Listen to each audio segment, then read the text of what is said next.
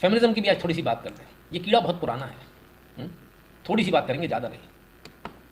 Act is imprecise. For instance, emotional and verbal abuse are defined to include insults and ridicule. That means that you can't be sarcastic to your wife. It means that you can't call your brother-in-law an ass or your mother-in-law a nag, even if both of those are correct. Surely, that's a level of silliness, but it's part of your game. Under that language, if a husband was to sell the family television at a time when his marriage was going through a bad patch, it would be deemed to be domestic violence. I must be allowed to talk, otherwise this is deemed as domestic violence. This is domestic violence. You're moving up to talk, otherwise this is deemed as domestic violence. Must be allowed to talk, otherwise this is deemed as domestic violence. वो क्या बात है, उस समय सरकार थी इनकी, रेणुका जी सरकार में थी, ऐसे ऐसे कानून ले आए थे डोमेस्टिक वायलेंस के नाम पर कि अगर घर का टीवी बेच दिया तो डोमेस्टिक वायलेंस है, अगर आपकी हालत खराब है तो आप टीवी नहीं बेच सकते। गधा जैसा शब्द भी बोल दिया या गधी बोल दिया तो उस पर भी डोमेस्टिक वायलेंस है, अभी भी है, लग चुके सारे कानून, ऐसा नहीं कि नहीं लगे। ठीक है नवीन जी, बहुत बहुत धन्यवाद। This is exactly right. You're proving my point. A mere interruption becomes domestic violence. This is an overrun. It's an interpretation of what is an interruption and a verbal Don't overrun. think you're proving my point. And your act covers not just wives, but wives who've been divorced, girlfriends who you've separated from perhaps as long as a decade ago. Why are those included in the ambit of this? वाह, सिर्फ इतना नहीं कि wives हैं, girlfriends ये वो फलान निकान पुरानी जो 10 साल में भी, जो 10 साल में भी पीछा नहीं छोड़ा, 10 साल पुरानी भी हो गई, वो भी लगा देगी। हमारे साथ वायलेंस हुई, गति कहा था हमको, गति को गति नहीं कहे तो क्या कहें भगवान। नहीं मेरे से गलती हुई, मैं अपने शब्द वापस लेता हूँ भगवान। हे प्रभु हरिराम कृष्ण जगन्नाथ, मुझे बचा लेना। कमाल है, कमाल है। चलिए Fact, my husband cannot threaten to verbally abuse. Note the word, just threaten to verbally abuse the stepbrother of a former girlfriend who he parted with 10 years ago. That's how you interpret it, but a man won't. ये कह देना मात्र कि बस अब चुप हो जा, गाली दे दूंगा, जी डोमेस्टिक वायलेंस है ना, बढ़िया एकदम भाई साहब ना, बिल्कुल गजब है। मैं मुंह पे टेप लगा के आऊँगा, कल से मैं कुछ बोलूँगा ही नहीं, मेरे से गलती हो गई भाई साहब, मेरी ज़बान कट गई, मेरी टूट गई।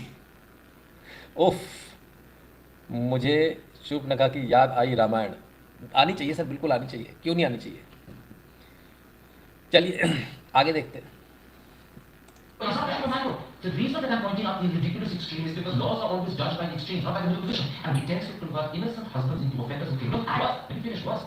It gives the power to motivated women who want to be vicious or forgive me, bloody-minded, to get away with such behavior. That's why it's potentially dangerous. If the innocent husband, as you call him, is innocent and his behavior and attitude to his partner in life is of mutual respect and concern, there is no anxiety. There is no anxiety for men to suddenly feel victims. But concluded that of every 100 cases brought under the anti-dowry law, 98% were false. Only 2 were correct. So I was that man first, then I will correct the wrong It's not a bad idea, except that I have such pity for men. And you are only telling me the bad law for men. But that's 50% of the Indian population. That's 50% of the Indian population. Yeah, thank you, but be careful. तो करण थापर ने उस समय interview लिया था, thank you but be careful कह के उन्होंने, और पिटी फॉर मैन कह के बाहर आदमियों की ये स्थिति। खैर गुरुजी, ताज बंगाल भाजपा मई ट्रोजन हॉर्स पौधा लगाने की कोशिश करी जा रही है, टीएमसी के डर से बच गई बीजेपी। अच्छा, थोड़ा समझ में कम आया आपका कमेंट, है ना, जल्दी मैं हूँ, थोड़ा आगे चलूँगा। बहुत बहुत धन्यवाद आपका कमेंट के लिए।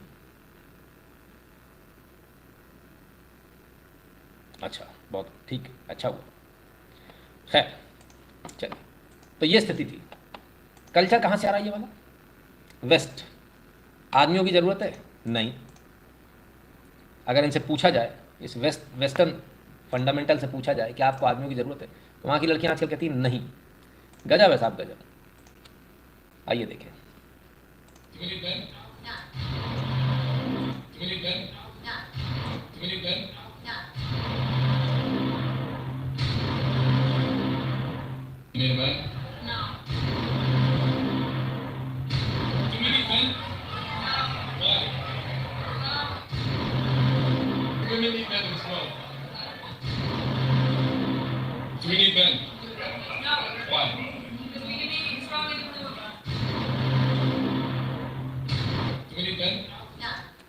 तैंतीस सेकंड के इस वीडियो ने पूरी पोल खोल दी। Do we need man? No. इस संसार में आदमी की जरूरत ही नहीं है। आदमी काहे के लिए अपनी ऐसी तैसी करा रहे हैं? कमाल है, ये हालत है, और ये आज तक चल रही है। ऐसा नहीं कि ये हालत खत्म हो गई है। आइए आज का ताज़ा उदाहरण ले लें।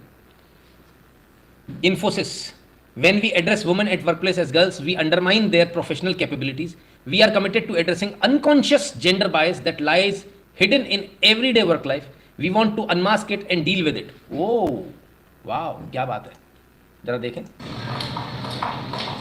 So I think we're about 70% done. Hey, ready with the presentation?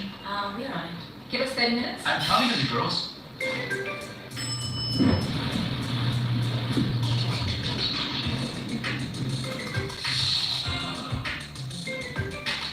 You girls call दिया, कह दिया तो कहते when you call her a girl implying she is professionally immature, you are being unconsciously gender biased। Infosys, अरे गजब साहब, जी बीमारी वहाँ तक चलेगी, मोदी जी को तो वोट चाहिए, समझ में आता है। तो फिर क्या कहे, आंटी तो भाई से तुम भड़क जाते हो हैं, आंटी कह दो इनसे, ये ऐसी भड़क जाते, पूछो मत। अरे भाई साहब, हाँ हम तो आंटी कहें, फिर गर्ल मत कहो, आंटी मत कहो, क्या कहें हैं, कछु कहें कि ना कहें, अबे मुंह बंद रखो, बप आगे बढ़ो। Nitin ji, now I don't need myself to, अरे पूछिए मत भाई साहब, लेकिन हमको तो ज़रूरत है जी। $1.99 कौन भरेगा अगर आप नहीं आओगे तो, है बाकी तो कोई पैसे दे ही नहीं रहा, सब चुप बैठे आजकल एकदम गुड़ दबा के, शांति से बोले तो कुछ बोल नहीं रहा, चुप रहो शांति से। खैर कमाल हो गया साहब, गजब है, गजब फेमिनिज्म का कीड़ा काटा, कहाँ तक काटा।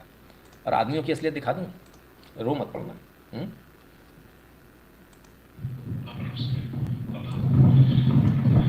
मेरे बच्चों का ध्यान रखना। मैं तो शायद कि गंगा मट्टी जानते रहो, परेशान हो गया, बस मुझे माफ कर देना पापा। नमस्ते पापा। मेरे बच्चों का ध्यान रखना। मैं तो शायद कि गंगा मट्टी जानते रहो, परेशान हो गया, बस मुझे माफ कर देना पापा। ये स्थिति कर दी है आपके पॉलिटिकल सिस्टम ने, आपके ओवरऑल सिस्टम ने भारत में ये स्थिति पे लाके खड़ा कर दिया है पुरुषों को, कि वो बेचारा कह रहा बस मेरे बच्चों का ख्याल रखना पापा, मुझे माफ़ कर देना। और कहता मैं गंगा मैया में कूद के जान दे रहा हूँ। इसके बाद अभी तक इसका कुछ आता पता नहीं है कि मिला नहीं मिला, कहाँ गया, कुछ नहीं पता। बुलंदशहर का ये वीडियो है। अब आप बताइए क्या कहेंगे आप। सबसे मज़े की बात तो ये वीडियो वायरल है, इंटरनेट पर घूम रहा है, ट्विटर पे कई जगह इसको टैग किया गया, पुलिस को टैग किया गया। आप जानते हैं, आपको जानकर बड़ी हैरानी होगी, मिलियंस में व्यूज़ हैं इस वीडियो के। पुलिस का जवाब तक नहीं आया, पुलिस ने ये भी नहीं पूछा कि ये वीडियो कहाँ का है। आप लोग अपने ही दुश्मन हो, कोई दूसरा नहीं।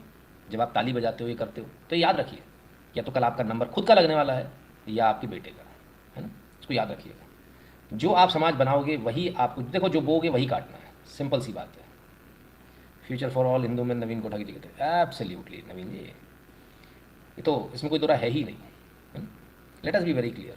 और ये सारे एजेंडे मालूम कैसे है, कोई फेमिनिज्म का एजेंडा, कोई सा एजेंडा, आइए मैं समझाता हूँ आपको। इन तमाम सारे एजेंडेस को भी आपको समझना पड़ेगा। ये एजेंडे धीरे धीरे करके क्या कर रहे हैं मालूम, एकदम से आपको खबर भी नहीं लगेगी कब क्या हुआ। ये आप खेल रहे हो यहाँ चूजे की तरह, और ये रहे एजेंडे। ये कब आएंगे और कब आपको ऐसे निकल जाएंगे आपको पता भी नहीं चलेगा। ये आपके बच्चे ही तो घूम रहे हैं नीचे, खलास, ठीक है।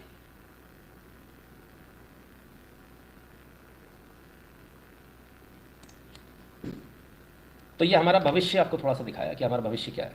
पर इसको भी ऊपर से आदेश दिया होगा नज़रअंदाज करो, एब्सोल्युटली। आपको क्या लगता है, बिल्कुल इसमें कोई दुराई है क्या? चलिए, मेरा काम है सर आपको बताना, मैं आपको बताता जा रहा हूँ, ठीक है।